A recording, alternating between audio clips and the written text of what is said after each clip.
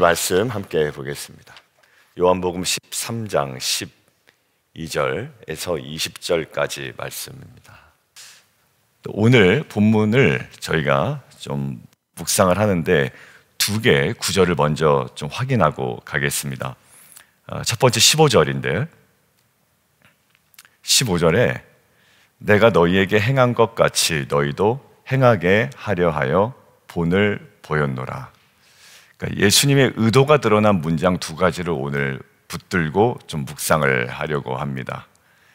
예수님의 의도가 다분히 드러났죠. 15절에 보면 내가 너희에게 행한 것 같이 결국 너희도 행하게 하려 하여 본을 보였노라. 본은 휘포데이그마라는데요. 휘포데이그마라고 하는 것은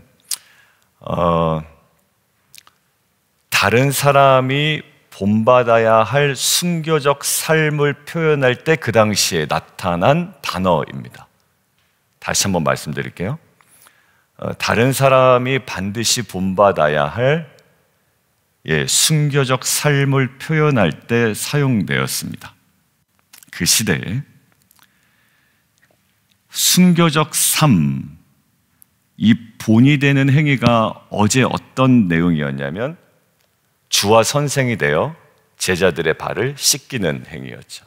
그것이 왜 순교적 삶과 연관이 되냐면 어제 그 주일 본문에 우리 잠시 보면 이 예수님의 발을 씻기는 것과 깨끗하게 되는 것을 연결시키고 있죠. 그러니까 예수님의 이 행위를 통해서만 제자들이 구원받는다, 깨끗해지는 것이 아니라 이 모습을 통하여 무엇인가를 상징적으로 드러내기를 원하셨던 거예요.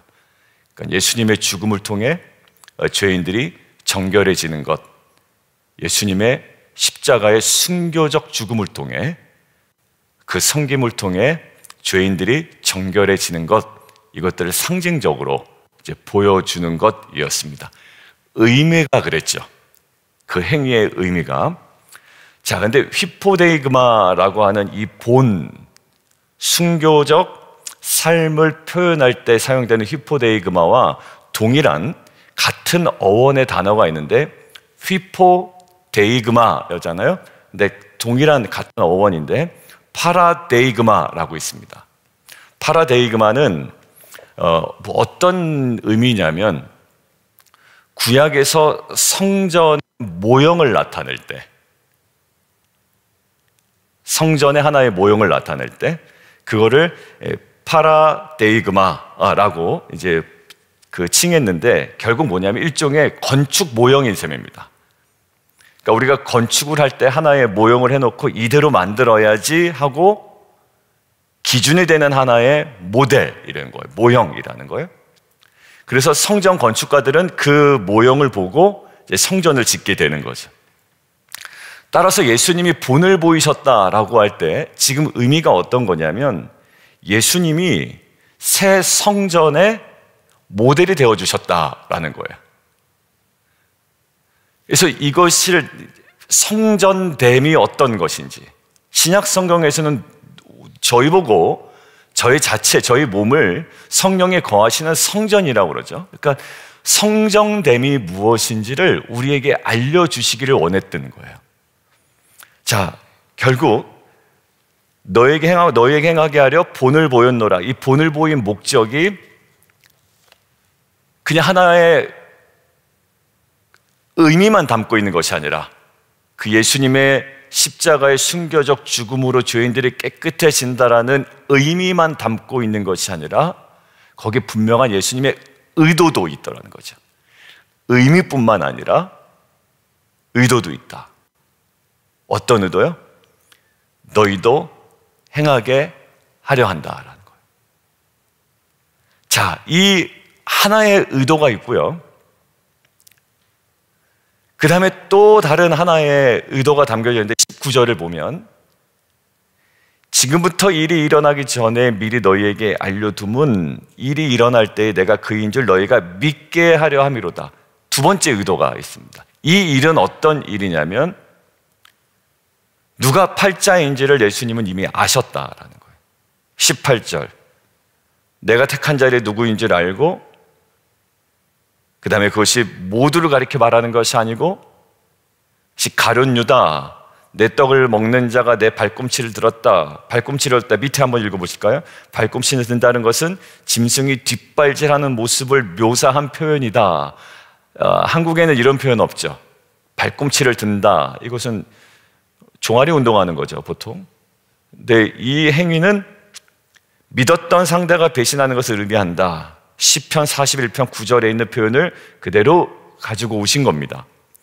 자, 이것들을 미리 말씀하신 것은 왜 그런다고요? 그 일이 일어날 때 내가 그인 줄 너희가 믿게 하려 합니다. 자, 두 가지가 있습니다. 우리로 하여금 행하게 하려는 의도가 있고요. 그 예수님의 제자들의 발을 씻기는 행위를 통해서, 그리고 그게 누구인지를 미리 아시고 이렇게 말씀하셨던 이유는 제자들로 하여금 믿게 하려는 의도가 있습니다. 자, 행하게 하려는 의도, 믿게 하려는 의도. 오늘 두 가지였어요. 자, 근데 이거는 어떤 큰 범주 속에서 저희가 보기를 원하냐면, 어제 본문 한번 살짝 넘어가 보시죠. 1절 한번 읽어볼까요? 13장 1절. 시작. 6월절 전에 예수께서 자기가 세상을 떠나 아버지께로 돌아가실 때가 이른 줄 아시고 세상에 있는 자기 사람들을 사랑하실 때 끝까지 사랑하시니라. 예. 자, 여러분들 자기 사람들을 사랑하실 때 끝까지 사랑하십니다. 그러니까 얼마 남지 않은 줄을 너무나도 잘 아셨죠. 이제 이 제자들과 함께 보낼 시간이 얼마 남지 않은 줄을 아시고 예수님께서 최대한 집중하신 것이 사랑이었습니다. 그를 끝까지 사랑하는 거였어요. 어제도 성도님 가정 이랑 이제 좀 이야기를 쭉 나누다 보면 자녀 이야기가 자연스럽게 나오게 됐습니다. 그래서 오히려 저보고 그러시더라고요. 목사님 자녀하고 시간을 더 많이 보내세요. 저한테. 그래서 예, 그렇게 하겠습니다. 지나고 나면 그게 붙잡을 수 없는 시간인 것 같아요. 저보다 나이가 좀 많으시고 또 그러시기 때문에 그걸 곰곰이 생각을 하니까 맞아요. 그리고 나에게 만약에 이제 일주일간의 시간밖에 남지 않았다라고 생각했을 때 자녀들에게 어떠한 태도로 대해야 할까라고 보면 여러 가지 방식은 있겠지만 거기에 핵심적인 하나는 사랑일 것 같아요. 다양한 모습으로 나타나겠죠. 근데 딱 하나는 사랑이에요. 결국 예수님도 이제 본인이 이 땅에서의 공생의 삶이 얼마 남지 않은 것을 아시고 집중하셨던 것이 끝까지 그들을 사랑하셨던 겁니다. 제가 이 이야기를 왜 말씀드리냐면 예수님께서 제자들을 끝까지 사랑하셨기에 제자들로 하여금 뭔가 변화가 일어나기를 원했고 뭔가 그들의 삶에 어떤 국면에 새로운 전환이 일어나기를 원했던 거죠. 그게 뭐였냐면 그런 관점에서의 오늘 두 가지입니다. 예수님이 너무 사랑하셨기에 우리를 사랑하는 방식이 오늘 10절에 있는 것, 우리로 하여금 무엇인가를 행하게 하려고 하셨던 것. 우리로 하여금 압박하고 좀 어렵게 하고 아니면 우리를 구속하기 위한 것이 아니라 우리를 사랑하시기 때문에 우리에게 주시려는 뭐다? 이거는 중요한 선물이라는 거예요. 우리로 하여금 이것을 행하게 하려 하는 것이 뭐다? 이것이 하나님 주님의 사랑이었고요. 우리로 하여금 무엇인가를 믿게, 더 나중 가서 그것들을 더 깨닫게 하고 믿게 하려는 것도 결국 예수님의 사랑이었다는 거예요.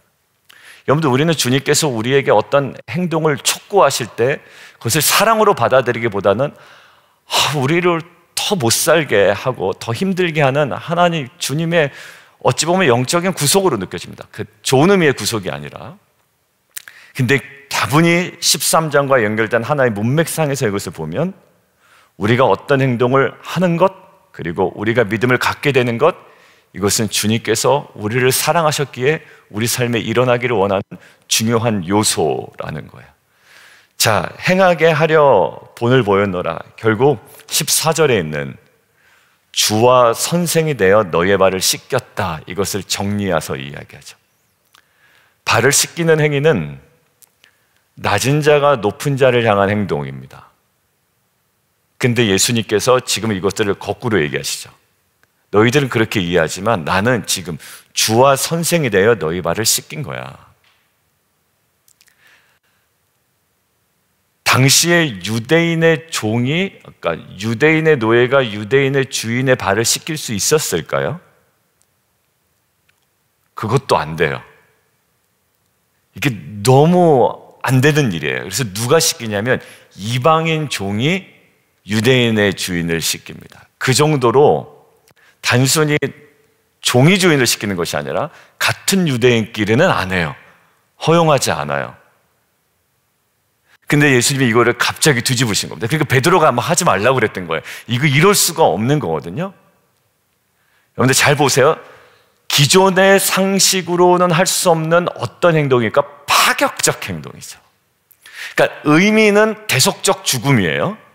그렇지만 이것을 통해서 우리에게 본을 보이셨죠. 성전됨을 보이셨죠. 이게 우리로 하여금 너 이렇게 해야 된다라고 강요하는 것이 아니라 뭐다?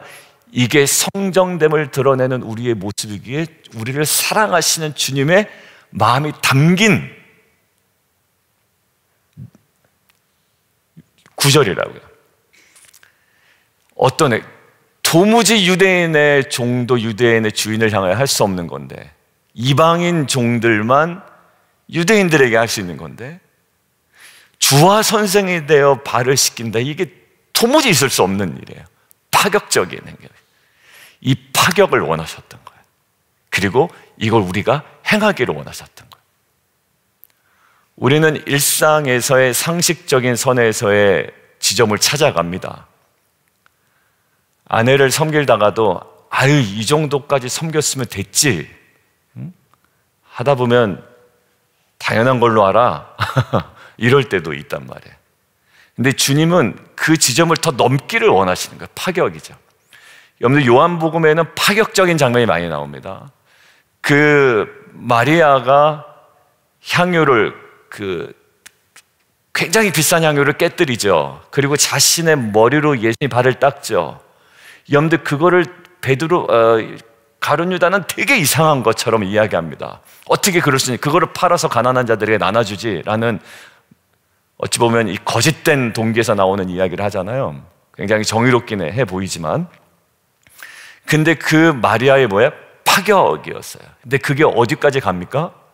예수님의 장례를 준비하는 중요한 의미 있는 행동으로 주님께서는 받아들이신단 말이야. 영원히 기억된다라는 거예요. 주님께서 우리를 사랑하시기 때문에 우리에게 원하시는 게 있습니다. 보통 자녀들을 사랑할 때 뭔가 더 해주고 싶죠. 그러니까 우리가 너무 사랑스럽기에 우리를 사랑하시기에 우리가 이 부분에 어떤 변화와 전환점이 있으면 좋겠다라는 거예요. 우리의 삶을 빼먹기 위한 모습이 아니라 우리를 사랑하게 하신 보여주기 위한 본입니다. 여러분들 이런 거 한번 해보셨어요? 어릴 때 자녀들 자전거를 못하는 자녀들한테 보여줍니다. 야 이렇게 하면 자전거를 타는 거야 라고 보여줍니다. 그리고 한번 해보라고 합니다. 넘어집니다. 그래서 야 아빠 뒤에서 잡아줄게. 그래서 막 잡줍니다. 여러분들 이게 자녀들 노동력 착취하려고 하는 부모의 행위입니까? 아니면 자녀를 향한 부모의 사랑입니까? 당연히 사랑이죠. 그걸 누가 자녀들의 노동력을 착취해서 이렇게 보는 사람이 어디 있어요? 스케이트를 하나 타도 야 잘 봐. 스케이트는 일자로 안 타. 약간 45도로 타는 거야. 그게 맞는지 모르겠지만 저는 못 타요 스케이트를. 이렇게 타는 거야. 만약에 스키장을 간다. 보드를 탄다. 야 보드는 이렇게 타는 거야. 알려주죠. 본을 보여주죠. 여러분들 이게 그 자녀들의 그 노동력과 체력을 착취하는 행위입니까? 아니요. 전혀 그렇지 않아요. 본을 보여주신 거는 그 아이를 사랑하는 부모의 마음이에요. 여러분들 이거요. 우리에게 거룩한 행위를 착취하려는 예수님의 모습이 아닙니다. 이게 성전됨이 무엇인지를 정확하게 나타낼 수 있는 모습이기에 어떤 모습이? 이 파격적인 행위가. 이걸 하면 누가 좋아요? 우리가 좋아요. 그리고 그렇기 때문에 너무나도 알기 때문에 주님은 이것들을 우리에게 요구하시는 겁니다. 한번 타보라는 거예요. 신어보라는 거예요. 스케이트를. 스키에 한번 발을 올려보라는 겁니다. 보드에 자기의 발을 고정시켜 보라는 겁니다. 그리고 높은 데로 끌고 오라는 겁니다. 아빠 잘 봐 하고 보라는 겁니다. 그게 뭐예요? 자녀를 사랑하기 때문에. 여러분들, 이 의미를 마치 도덕적인 경건한 삶을 우리에게 막 강요하시는 주의 음성으로 우리가 듣지 않았으면 좋겠어요. 13장 1절. 얼마가 남지 않은 것을 아시고 사랑하시되 제자들을 끝까지 사랑하셔서 사랑하는 마음으로 지금 하시는 거예요. 주님께서 본을 보이셨던, 스케이트를 타고 스키를 타고 보드를 타시면서 본을 보이셨던 그 본을 따라 갈 때 우리 안에 누려지는 기쁨과 희열과 감격이 분명히 있음을 아시고 우리에게 알려주셨던 그 마음을 알아.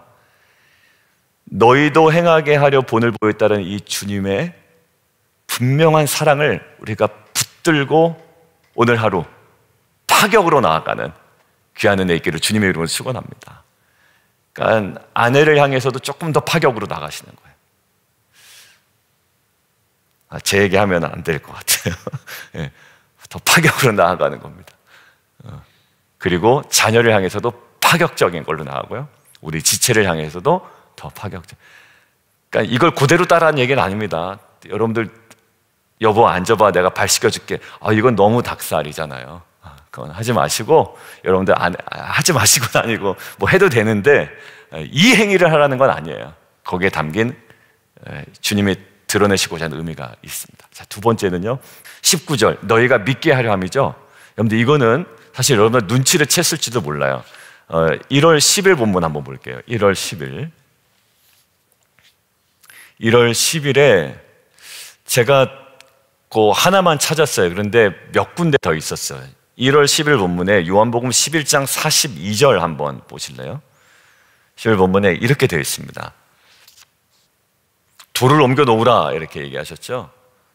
그래서 돌을 옮겨 놓으니 눈을 우러러 보니까 아버지 내 말을 들으신 거 감사합니다.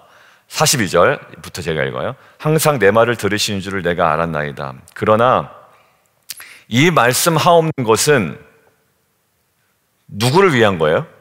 둘러선 무리를 위함이니. 자, 그러면 위함이다라는 것은 뭐예요? 그 안에 어떤 게 깔려 있습니까? 사랑과 배려가 깔려 있죠. 여러분들, 지금 제가 오늘 나누려는 핵심이에요. 우리로 하여금 어떤 행동을 촉구하는 거, 보여주시고 이대로 한번 따라와 봐라 하는 건 뭐라고요? 우리를 향한 사랑이라고요. 노동력 착취하는 게 아니라. 베드로전서에도 있었죠. 베드로전서 2장에 십자가를 지신 예수님의 모습을 향해서 이렇게 설명합니다.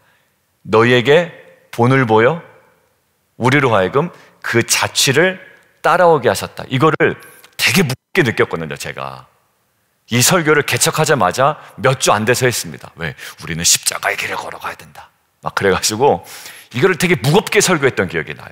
그런데 이 보면 본을 보여 자취를 따라오게 하셨다라는 것은 뭐냐면 우리의 성전됨을 나타내기 위한 주님의 그 사랑하는 마음에서의 배려예요. 야, 이렇게 잘 따라와야 돼. 이게 맞는 거야. 어제처럼 마치 역방향인 것 같아요. 주님께서 골고다로 가시는 거는 세상적인 관점에서 보면 역방향이에요. 근데 주님 우리에게 말씀하죠. 저에게 말씀하죠. 야, 조 목사, 그거 맞는 길이야. 네가 아파도 맞고 네가 외로워도 맞고 네가 울어도 맞는 길이야. 자, 그런데 여기서 보세요. 아까 10일 본문에 보면 둘러선 무리를 위함이니 곧 뭐예요? 아버지께서 나를 보내신 것을 그들로 뭐한다? 믿게 하려 함이다. 자, 주님의 사랑과 배려가 담긴 핵심적인 두 번째가 뭐였냐면 믿게 하려 하는 거예요. 미리 말씀하신 것, 그리고 이 말을 하는 것, 어떤 행동을 보여주시는 것. 이거 핵심이 뭐라고요? 오늘도 내가 그인 줄 나중에 믿게 하려 함이니로다. 이게 주님이 우리를 향한 배려와 사랑으로 하는 모든 것들이에요. 그러니까 오늘 말씀을 조금 정리하면 오늘 하루 동안 하나님께서, 아니요, 요건 최근에 1년의 모든 시간들을 통해 주님께서 우리에게 이 여러 가지 본문과 설교 말씀과 개인적인 묵상을 통해 두 가지를 촉구하신 것들을 한번 정리해 보는 거예요. 하나는 나에게 어떤 행동을 촉구하셨나, 특별히 어떤 행동, 파격적인 행동. 내가 거부했던 이유는 마치 우리에게 그 거룩한 삶을 자꾸 강요하는 듯한 느낌이었기 때문에 그런데 거기에 깔린 베이스가 뭐였다고? 사랑과 배려였다고. 우리의 성전됨을 드러내기 위한 너무나도 중요한 과정이었기 때문에. 그리고 두 번째는 우리에게 믿게 하려 했던 어떤 포인트들이 있을 거예요. 근데 그것들을 뭐합니까? 요한복음에 계속 보면 토요일 본문에서는 많은 무리들에게 표적을 보여줬으나 그 무리들이 표적에도 불구하고 믿지 아니하였다라는 거죠. 그리고 두 번째, 관리들은 믿었지만 출교당할까 봐 자기의 믿음을 드러내지 못했다라는 거예요. 그걸 통해서 두 가지 그 가정예배 인도자 가이드, 우리는 표적에도 불구하고 믿지 아니한 무리가 아니라 오직 말씀으로 인해 믿을 수 있는 공동체 주심을 감사합니다. 첫 번째 대제였고, 두 번째, 오히려 세상의 권세에 두려워하여 믿음을 숨기는 자가 아니라 오히려 세상에 감당하지 못하는 믿음의 공동체로 삼아주신 것 감사합니다 했잖아요. 그 거기에 따른 행동과 우리의 하나님께서 계속 요한복음을 통해서 주셨던 이 깨닫는 믿음이 뭐냐면 그 주님의 분명한 사랑이라는 거예요. 믿게 하려 함이라. 뭔가 깨닫게 되고 알게 되고 더 깊이 있게 되고. 여러분들, 저는요 요거 하나만 하고 이제 기도할게요. 사유하지 않는 믿음은 진짜 조심해야 된다고 생각됩니다. 사유하지 않는 믿음. 그러니까 맹목적으로 믿으라는 거죠. 여러분들, 주님도요 믿게 하려고 얼마나 많은 장치를 두셨어요. 막 믿으라고 하셨나요? 강요하셨나요? 아니요. 정말 하나님 주님의 사랑에 담긴 믿을 수밖에 없게끔, 우리가 몇 주 전에 예배도 우리가 찬송이 터져 나올 수밖에 없게끔 하시는 분이지, 너 예배해, 찬송해, 이런 분이 아니라고요. 믿을 수밖에 없게끔 우리를 배려하시잖아요. 여러분들, 사유하지 않는 믿음은 되게 무식한 거고 조심해야 됩니다. 여러분들, 사유하지 않는 믿음 안 된다고 하는 것은 뭐예요? 사유하라는 것은 사유하는 그 모든 과정 속에 주님께서 우리에게 믿는 통로를 열어주시는 거예요. 저는 그 반대도 있다고 생각해요. 사유하지 않는 불신도 저는 굉장히 무식한 거라고 봅니다. 사유하지 않는 믿음도 맹목적인 거고요. 이 말씀을 묵상하지 않고 사유하지 않고 말씀을 보지 않고 자신의 주관대로 뭘 이런 게 있어 라고 하는 것도 굉장히 불신에 가로막고 있는 장애물이에요. 많은 그 유튜브나 또 무신론자들이 하는 주장이 저는 다 이해는 다는데 뭐가 되면 진짜 한번 사유하는 시간을 가지면 좋겠다라는 거예요. 말씀 앞에. 여러분들, 근데 주님은 어떠시다고요? 우리의 생각과 우리의 사고의 흐름과 여러 가지 논리와 이 모든 걸 통해서 우리로 하여금 어떻게 돼요? 믿게 하려 함이라. 이게 주님의 사랑이에요. 그렇게 우리를 믿게 하시는 주님 앞에 우리의 모든 전인격과 우리의 생각과 사유를 한번 들어보시지 않겠습니까? 내 개똥철학으로 우리가 그냥 뻥뻥 차내지 말고 사유하지 않는 믿음도 맹목적이에요. 그러니까 하나님께서 우리로 하여금 생각하게 하시고 사고하게 하시고 따져보게 하시잖아요. 그리고 그 모든 장치들을 통해서 우리로 하여금 믿게 하시고 그 주님께 우리가 조금 마음을 열고 나아간다면 주님의 그 사랑으로 다가오시는 우리에게 허락하시는 믿음이 어느 순간 우리의 가슴 한편에 또 생각의 한 자락에 씨앗으로 자리 잡아 결국 그 모든 것들을 자라게 하시는 하나님의 은혜를 나중에는 찬송하며 찬미할 때가 분명히 올 것을 주님의 이름으로 축원합니다. 함께 좀 기도하겠습니다. 저는 몰라요. 이게 제일 나쁘다고 생각돼요. 몰라요는 왜 몰라요? 생각해보면 조금 알잖아요. 우리로 하여금 사유할 수 있는 이성을 주셨다는 거, 사고를 주셨다는 거 너무 중요해요. 이 장치 다 뭡니까? 이성적인 인간이 그때가 되면 이랬구나라고 깨닫서 믿음을 가질 수 있는 이 주님의 배려 아니에요? 사랑 아닙니까? 그러니까 주님이 끝까지 사랑하셨대요. 근데 두 가지예요. 본을 보여 우리로 하여금 행하게 하신 것, 착취 아닙니다. 우리에게 분명한 기쁨이고요, 그 기쁨이 알아갈 수 있도록 우리에게 사랑으로 다가오시는 촉구고요. 두 번째는 우리로 하여금 믿게 하시려는 사랑이에요. 이 두 가지 사랑을 우리가 좀 깊이 깨닫는다면 주님을 향해 마음이 조금 더 열리겠죠. 나에게 촉구했던 행동이 부담이 아니라 오히려 기대가 되겠죠. 저는 그랬어요. 이 말씀 묵상할 때. 그러니까 그 마음을 가지고 주님, 이게 주님의 사랑이었군요.